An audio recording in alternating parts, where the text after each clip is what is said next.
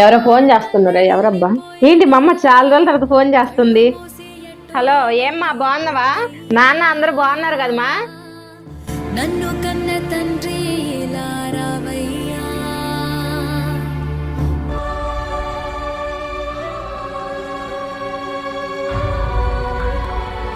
పిల్లడు ఎడిపోయిండు. అయ్యో, పిల్లోడు ఎక్కడికో లేడు, ఎక్కడికి వెళ్ళినట్టు? సరే ఉండమా, నేను మళ్ళీ ఫోన్ చేస్తా. అన్న, పిల్లోడు ఏమన్నా చూసారన్నా? చూడలేదక్క.